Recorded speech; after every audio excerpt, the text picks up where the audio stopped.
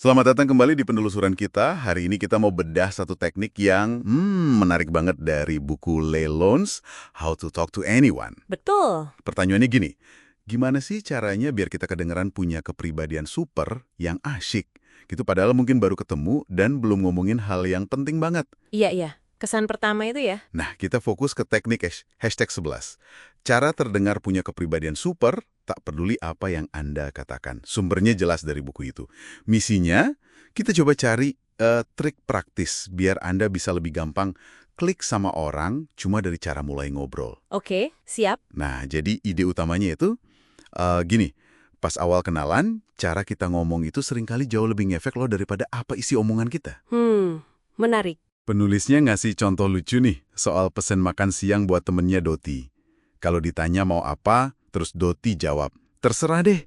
Itu kan malah bikin repot ya. Iya, bingung jadinya mau pesan apa. Tapi kalau dia spesifik bilang roti gandum isi ham keju, nah itu langsung jelas, gampang ditindaklanjuti. Ini bukan soal seberapa keren kalimat pertama kita, tapi lebih ke gimana ya bikin orang lain nyaman dan gampang nanggepin, gitu kan? Benar banget. Dan ini nyambung ke pertanyaan penting. Kok bisa ya mulai obrolan dengan sesuatu yang kedengarannya biasa aja atau bahkan agak basi, malah bisa lebih efektif? Nah, itu dia. Gimana tuh? Contoh paling bagus itu dari anekdot Senator S.I. Hayakawa di buku ini. Kita bayangin ya, awal Perang Dunia II di Amerika, Hayakawa ini kan keturunan Jepang. Oke, pasti situasinya agak gimana gitu ya? Iya. Nah, dia sering mulai obrolan sama orang asing pakai komentar yang dia sendiri akui nggak orisinil. Misalnya soal perang, dia bilang, saya kok ragu ya Jepang bisa menang lawan Amerika Serikat? Oh, komentar yang waktu itu mungkin banyak orang setuju ya? Tepat, komentar kayak gitu terasa familiar, nggak ngancam, dan gampang disetujui lawan bicara. Hasilnya, orang jadi nggak curiga, malah merasa, oh sama nih pikirannya. Jadi lebih rileks gitu ya? Betul.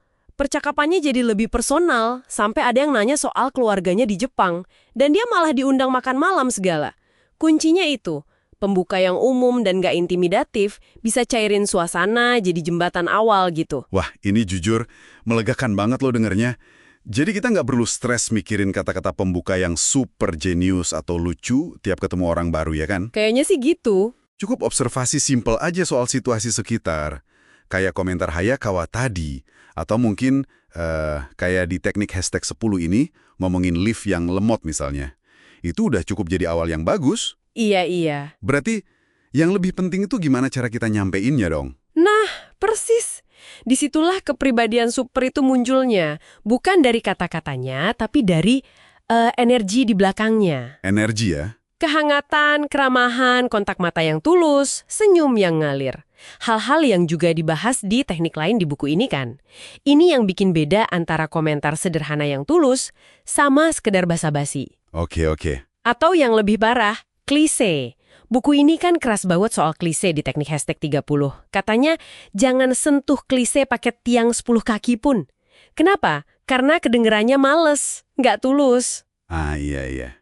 Beda ya sama Hayakawa tadi. Beda banget. Komentar Hayakawa itu meskipun umum, tapi relevan banget sama momen waktu itu. Dan itu jadi pintu ke obrolan yang lebih otentik. Dia nggak coba pamer kosakata canggih yang mungkin malah salah pakai. Itu bahaya lain yang disinggung di teknik hashtag 26. Jadi intinya si Hayakawa itu aman dan relevan ya? Betul.